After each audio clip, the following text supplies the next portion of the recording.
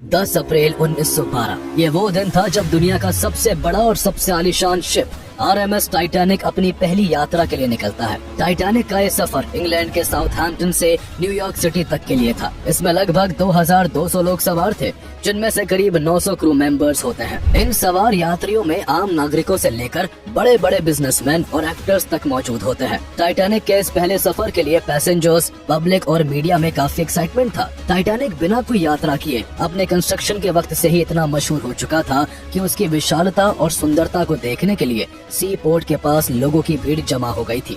1 लाख से भी ज्यादा लोग टाइटैनिक के पहले सफर के आगाज को देखने के लिए वहां उमड़ आए थे। लोगों ने टाइटैनिक के बारे में जितना सुना और अखबारों में पढ़ रखा था, वो सामने से देखने में उससे भी कहीं ज्यादा सुंदर और भव्य था।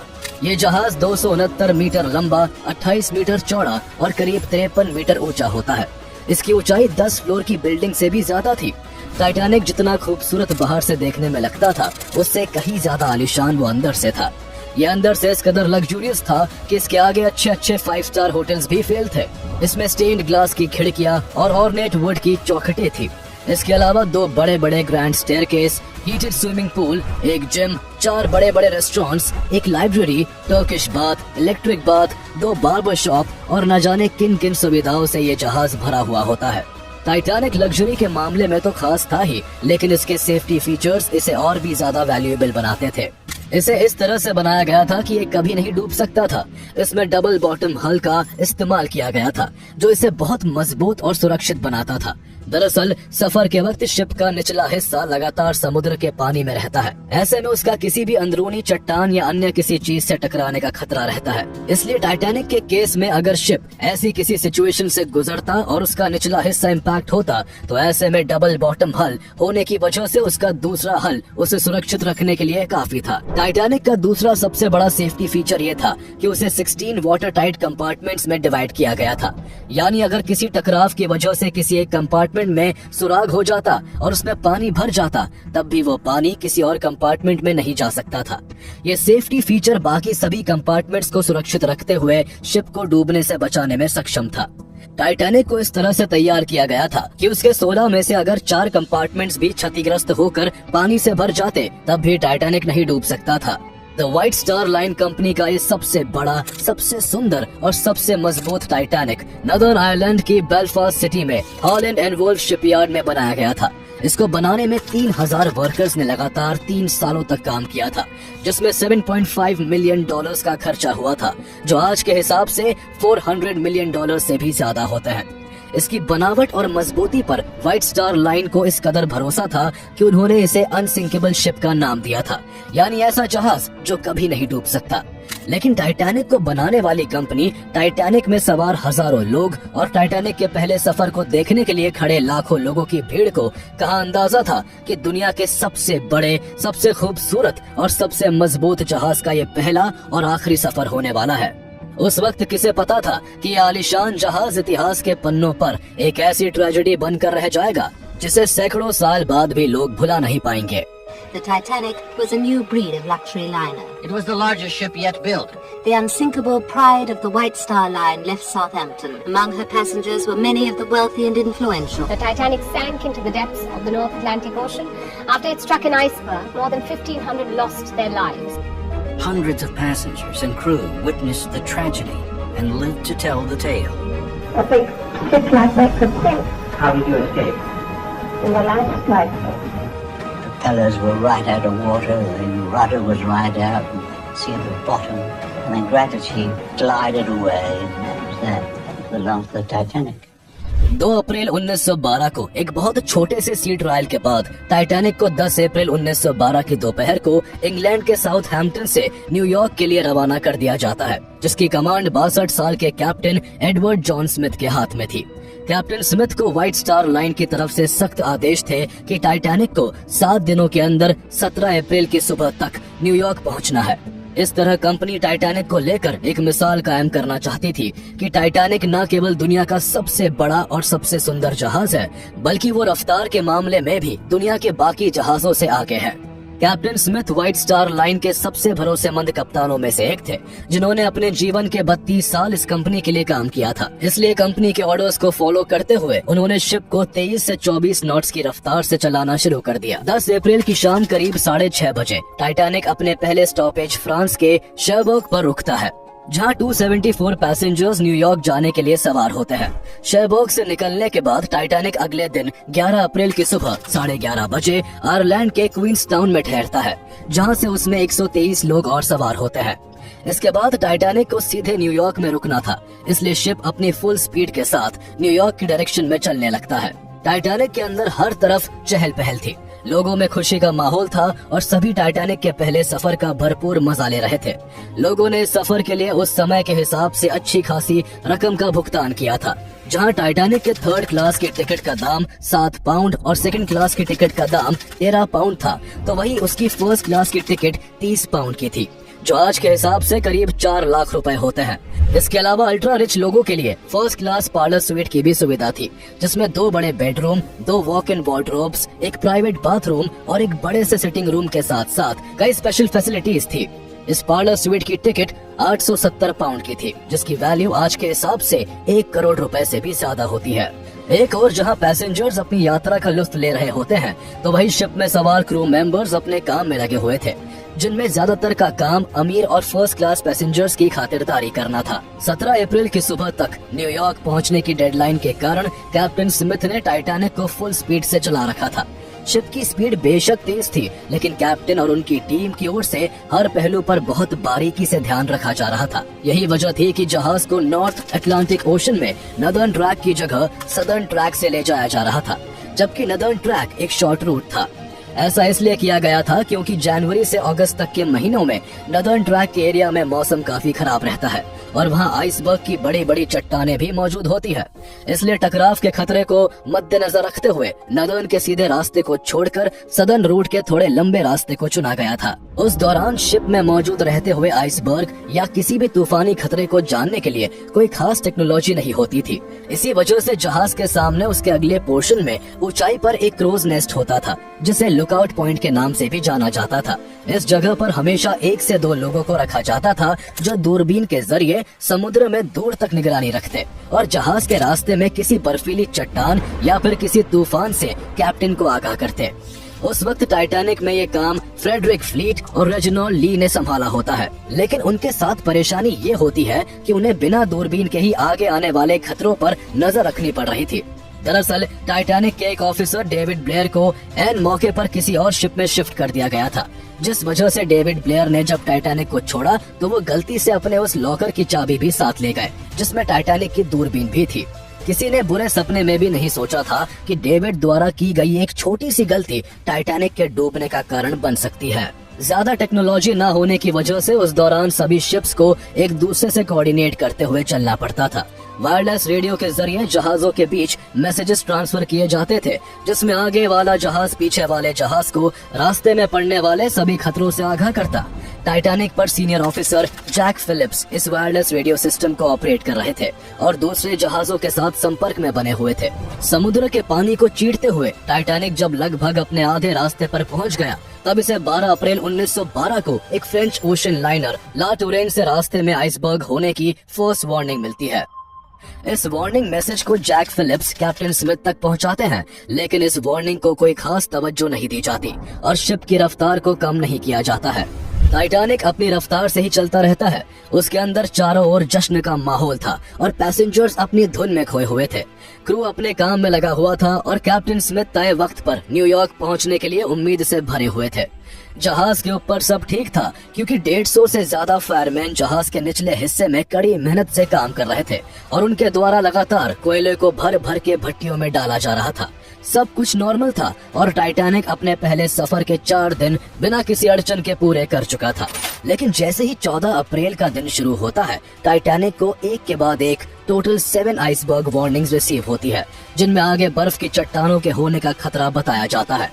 यूं तो समुद्र के उस हिस्से में आइसबर्ग का होना साधारण बात थी, लेकिन एक साथ इतनी वार्निंग्स ने वायरलेस ऑपरेटर जैक फिलिप्स को चिंता में डाल दिया। उनकी चिंता का कारण जहाज की रफ्तार थी, ये टाइटैनिक का पहला सफर था और ऐसे में उसका इतनी स्पीड से आइसबर्ग के एरिया से गुजरना काफी जोखिम भरा काम था। फिलिप्स ने जरा भी समय गवाए बिना एक के बाद एक सभी वार्निंग्स के बारे में कैप्टन स्मिथ को इन्फॉर्म कर दिया। लेकिन हैरानी की बात थी कि कैप्टन ने इन सभी चेतावनियों के बावजूद शिप की स्पीड को जरा भी कम नहीं किया। टाइटैनिक के इस पहले सफर पर टाइटैनिक को बनाने वाली कंपनी व्हाइट स्टार लाइन का चेयरमैन जोसेफ ब्रूस इसमें भी मौजूद था। माना जाता है कि कैप्टन ने जब आइसबर्ग वार्निंग्स के बारे में ब्रूस को बताया और जहाज की रफ्तार को कम करने की बात कही तो ब्रूस ने ऐसा करने से साफ इनकार कर दिया।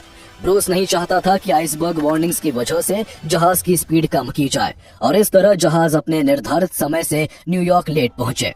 हालांकि इतनी आइसबर्ग वार्निंग्स को कंसीडर करते हुए कैप्टन स्मिथ ने 14 अप्रैल की शाम 5:50 पर टाइटैनिक के रूट को थोड़ा साउथ की तरफ जरूर मोड़ दिया था, लेकिन स्पीड को जरा भी कम नहीं किया था। तेज रफ्तार से चलता हुआ टाइटैनिक अब रात के अंधेरे में दाखिल हो चुका था। दुर्भाग्य से उस रात चांद भी नहीं निकला हुआ था, जिस वजह से समुद्र में चारों तरफ अंधेरा पसरा होता है। इतनी कम विजिबिलिटी में क्रोज नेस्ट में तैनात फ्रेडरिक फ्लीट और रेजिनाल्ड ली को बिना दूरबीन के दूर का कुछ भी साफ साफ दिखाई नहीं दे रहा था। उनके लिए केवल यही मुश्किल नहीं थी, बल्कि हड्डी जमा देने वाली ठंड ने उनकी परेशानी को और बढ़ा रखा था। कपकपाती ठंड और सर्द हवाओं की वजह से उन दोनों की आंखों से पानी बह रहा था और उनके लिए अंधेरे समुद्र में कुछ भी क्लियरली देख पाना मुश्किल हो रहा था। 14 अप्रैल की रात 10:55 पर टाइटैनिक को वायरलेस के जरिए 9th एंड फाइनल वार्निंग मिलती है। ये चेतावनी उस वक्त टाइटैनिक को एसएस कैलिफोर्नियन शिप की ओर से वायरलेस ऑपरेटर सैरन इवांस द्वारा दी गई थी। दोनों जहाज उस समय चंद किलोमीटर की ही दूरी पर थे, जिस वजह से टाइटैनिक के जैक फिलिप्स को जब वायरलेस रिसीव हुआ तो उनके कानों में बहुत तेज की आवाज गूंजी। फिलिप्स बार बार की वार्निंग्स के मिलने और उन पर कोई एक्शन न लिए जाने से पहले ही तंग आ चुके थे और अब इस तरह एसएस कैलिफोर्नियन की ओर से मिली वार्निंग से वो और भी ज्यादा गुस्से में आ जाते हैं। फिलिप्स ने इवांस को भला बुरा कहकर कनेक्शन कट कर दिया और पैसेंजर्स के मैसेजेस भेजने के काम में फिर से लग गए। फिलिप्स ने कैलिफोर्नियन शिप द्वारा मिली जानकारी को भी ब्रिज क्रू से साझा नहीं किया, जिसमें उन्हें बताया गया था कि बहुत ज्यादा बर्फ की पहाड़ियां होने की वजह से कैलिफोर्नियन शिप आगे सफर नहीं करेगा और रात वहीं रुककर गुजारेगा। फिलिप्स को कहाँ पता था कि अगर ये बात कैप्टन को बता दी जाती और टाइटैनिक भी अगर कैलिफोर्नियन शिप की तरह रात को उस जगह रुक जाता तो शायद टाइटैनिक डूबता ही नहीं और इतिहास में टाइटैनिक का जिक्र उसकी तबाही के लिए नहीं बल्कि उसकी कामयाबी के लिए होता। लास्ट वार्निंग के करीब 35 मिनट बाद रात के 11:30 बजे टाइटैनिक जब घनघोर अंधेरे में पानी को तेजी से चीरते हुए आगे बढ़ रहा था, तब क्रोज नेस्ट में मौजूद फ्रेडरिक फ्लीट और रेजिनाल्ड ली टकटकी लगाए जहाज के सामने आने वाली सभी अड़चनों पर नजर बनाए हुए थे। कम रोशनी, खुली जगह और तेज ठंडी हवाओं में बिना दूरबीन के दूर की चीजों को देखना उनके लिए बेहद मुश्किल हो रहा था। लेकिन तभी 9 मिनट बाद रात के 11:39 पर फ्रेडरिक को जहाज के सामने एक बड़ी सी बर्फ की चट्टान दिखती है जो करीब 400 फीट लंबी और 100 फीट तक ऊंची थी। यह बर्फ की चट्टान साइज में किसी फुटबॉल ग्राउंड के बराबर की थी। उसे देखते ही फ्रेडरिक ने बिना देर किए फौरन घंटे को 3 बार बजाया और तुरंत टेलीफोन करके 6th officer James Paul Moody को बताया कि जहाज के बिल्कुल सामने एक बहुत बड़ा आइसबर्ग है। फ्रेडरिक इसके आगे कुछ कह पाता कि तब तक पॉल मूडी ने सारी बात 1st ऑफिसर विलियम मर्डॉक को बता दी, जिसके बाद पूरा क्रू हरकत में आ गया। विलियम के ऑर्डर पर फौरन जहाज को रोकने के लिए इंजन्स को फुल स्पीड के साथ रिवर्स में चालू कर दिया गया और जहाज को तेजी से लेफ्ट साइड में मोड़ा जाने लगा। लेकिन अब बहुत देर हो चुकी थी। जहाज की स्पीड इतनी ज्यादा थी कि इतने कम टाइम में रिवर्स इंजन चालू करने के बाद भी उसको रोका नहीं जा सकता था। इसके अलावा जहाज इतना बड़ा था कि कम डिस्टेंस में उसे पूरी तरह से मोड़ पाना पॉसिबल नहीं था। इस सिचुएशन में टाइटैनिक की खूबियां ही उसकी सबसे बड़ी खामियां बन चुकी थी। क्रू की बहुत कोशिशों के बाद टाइटैनिक को काफी हद तक आइसबर्ग से बचाते हुए लेफ्ट में मोड़ा जा चुका था, लेकिन फिर भी रात के 11:40 पर टाइटैनिक की आगे की साइड का राइट वाला हिस्सा बर्फ की चट्टान से टकरा जाता है। ये टकराव इतनी तेज था कि इसने जहाज पर मौजूद सभी लोगों को हिला कर रख दिया। ऐसे में टाइटैनिक का डबल बॉटम हल किसी काम नहीं आ सका, क्योंकि ये टकराव सामने से नहीं बल्कि साइड से हुआ था और साइड में केवल सिंगल लेयर ही लगी थी। टाइटैनिक के डिजाइनर थॉमस एंड्रूज ने जब नुकसान का जायजा किया तो पता चला कि जहाज के 6 कंपार्टमेंट्स डैमेज हो चुके हैं और इनमें तेजी से पानी भरता जा रहा है। ये सुनकर कैप्टन स्मिथ के होश उड़ जाते हैं, क्योंकि जहाज केवल 4 कंपार्टमेंट्स के भरने तक ही तैर सकता था। 6 कंपार्टमेंट्स में पानी भरने का मतलब था कि जिस टाइटैनिक को अनसिंकेबल बताया जा रहा था वह बस कुछ ही देर में समुद्र के अंदर डूबने वाला था। थॉमस एंड्रूज ने कैप्टन को बताया कि उनके पास केवल 1 से 2 घंटे का ही समय है, उसके बाद जहाज पानी के अंदर समा जाएगा। आइसबर्ग के टकराने से चैन की नींद सो रहे लोग एकदम से उठ जाते हैं। टकराव हुए अब तक 20 मिनट हो चुके थे। हर कोई टाइटैनिक में तेजी के साथ पानी को भरता हुआ देख घबराया होता है। अनसिंकेबल टाइटैनिक को लेकर सभी के अंदर अब कहीं न कहीं एक आशंका थी कि टाइटैनिक किसी भी पल समुद्र में समा सकता है।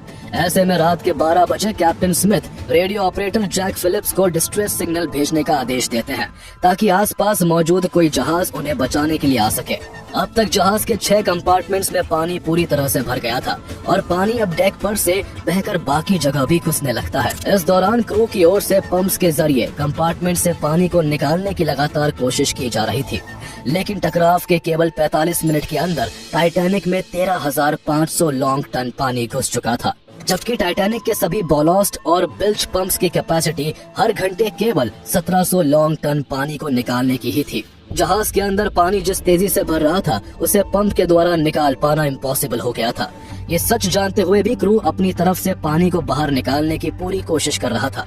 एक और जहां फिलिप्स लगातार डिस्ट्रेस सिग्नल्स भेजने में जुटे हुए थे, तो वहीं दूसरी ओर पैसेंजर्स को बचाने के लिए लाइफ बोट्स को समुद्र में उतारा जाने लगा। यह बदकिस्मती ही थी कि दुनिया के सबसे बड़े और महंगे जहाज टाइटैनिक में केवल 20 लाइफ बोट्स ही मौजूद थी, जिनमें से कुछ लाइफ बोट्स की कैपेसिटी 65 लोगों की थी, तो कुछ लाइफ बोट्स की क्षमता केवल 40 लोगों की ही थी।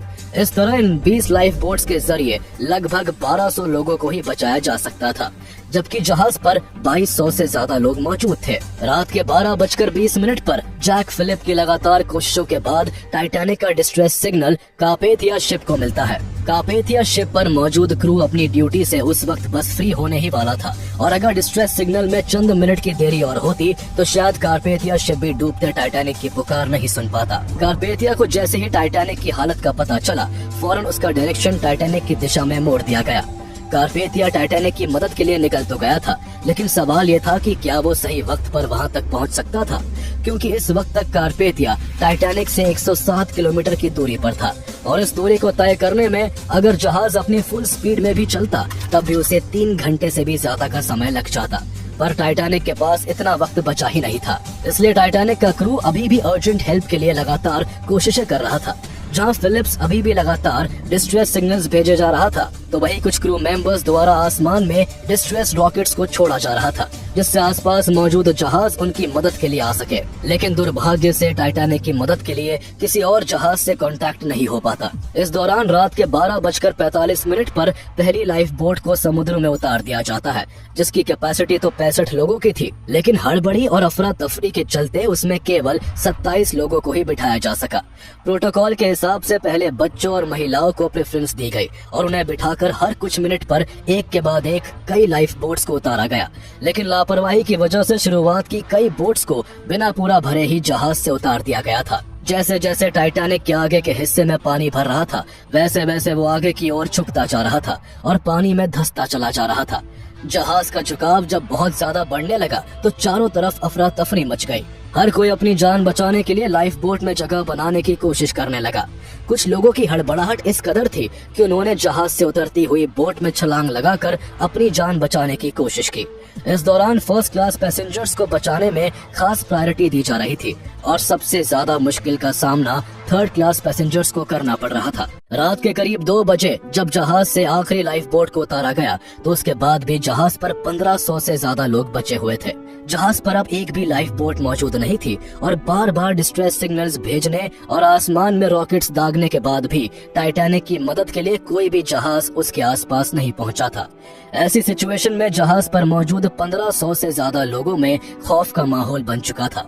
चारों ओर अफरा तफरी मची हुई थी और हर तरफ से बस चीखने चिल्लाने की आवाजें आ रही थी। जिन लोगों को तैरना आता था वो समुद्र में छलांग लगा रहे थे, लेकिन समुद्र में तैरकर आखिर ये लोग कब तक बच सकते थे, क्योंकि इस वक्त समुद्र भी बेरहमी दिखा रहा था। समुद्र का पानी -2 डिग्री सेल्सियस तक ठंडा था और इतने ठंडे पानी में कोई भी इंसान ज्यादा से ज्यादा 30 मिनट तक ही जिंदा रह सकता था। इसलिए कुछ लोगों ने ऐसी नाकाम कोशिश नहीं की और वो चुपचाप शिप में रहते हुए अपनों को गले लगाकर मौत को स्वीकार करने के लिए तैयार हो गए। टाइटैनिक में पानी बहुत तेज रफ्तार के साथ बढ़ता जा रहा था और वो तेजी से समुद्र में डूबने लगता है।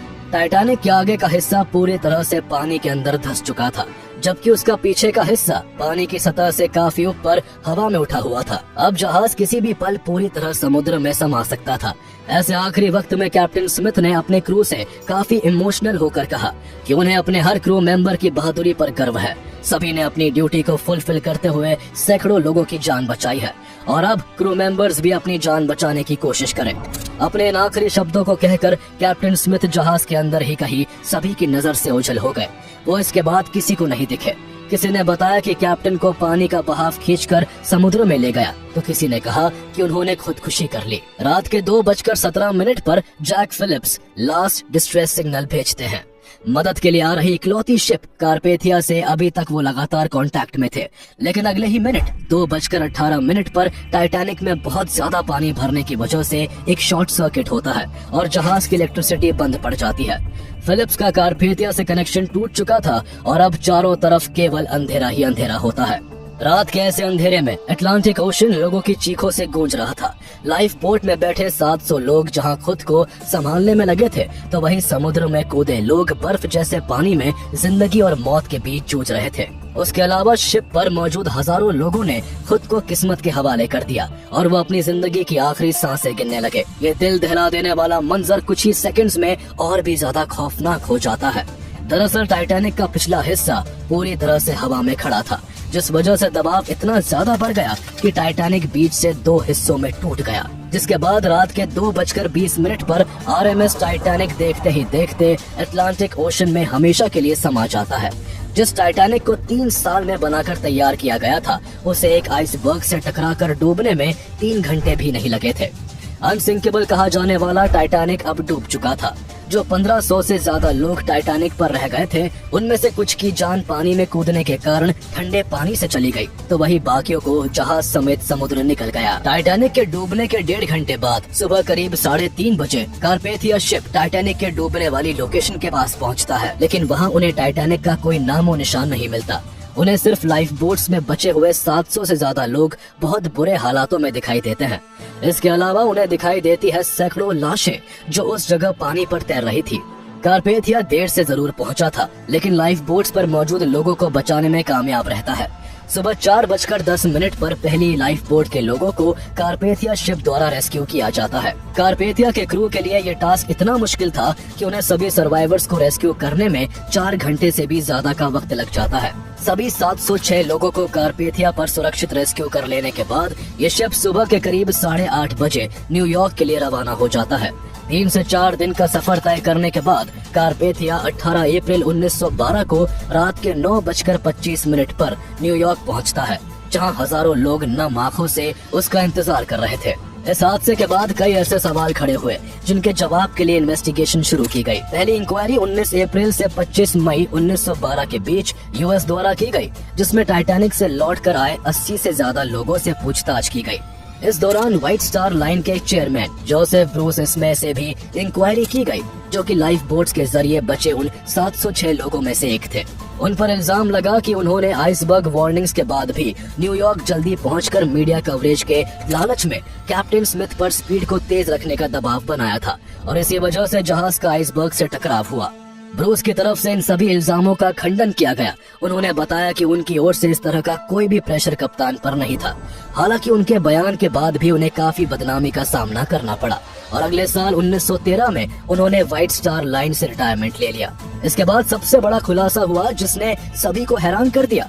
दरअसल जब टाइटैनिक डूब रहा था, तब उस पर मौजूद हर इंसान को बचाया जा सकता था, क्योंकि टाइटैनिक से केवल 37 किलोमीटर दूर एक और जहाज मौजूद था जो समय पर आकर मदद कर सकता था।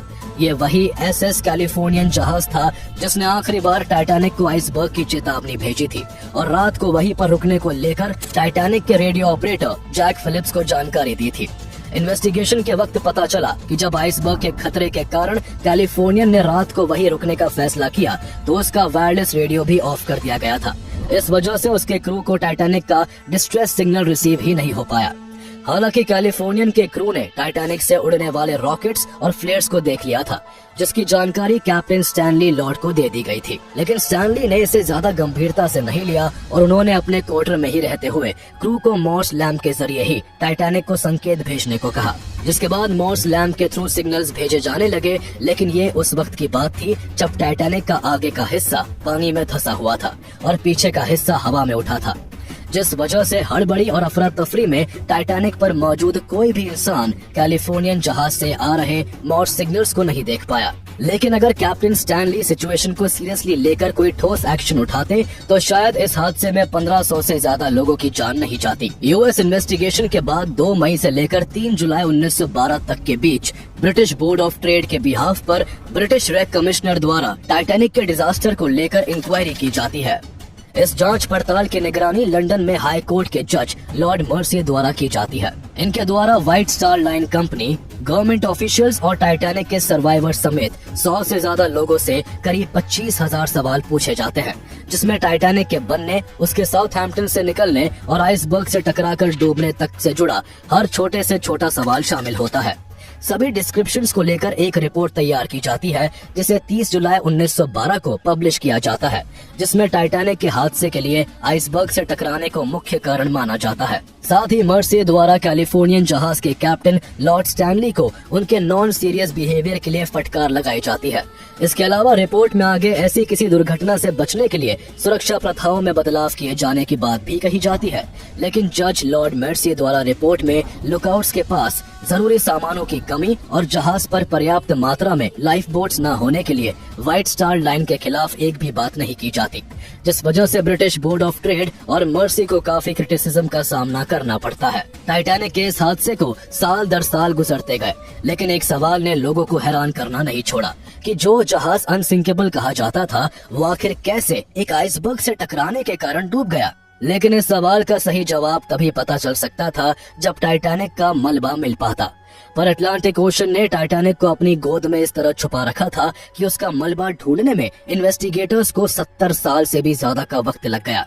जब इन्वेस्टिगेटर्स ने टाइटैनिक के मलबे को देखा तो उनके होश उड़ गए और टाइटैनिक के मलबे पर जब रिसर्च की गई तो इस बात का भी खुलासा हो गया कि आखिर ये अनसिंकेबल जहाज क्यों और कैसे डूबा। इन सभी सवालों के जवाब लेकर हम जल्द ही लौटेंगे टाइटैनिक सीरीज की दूसरी वीडियो के साथ। हमें उम्मीद है कि आपको हमारा ये वीडियो पसंद आया होगा। आगे हम और भी ऐसे ही वीडियोस आपके लिए लाते रहेंगे। तब तक के लिए हमारा वीडियो लाइक कर दे और ऐसे ही इंटरेस्टिंग वीडियोस के लिए इसे सब्सक्राइब कर ले।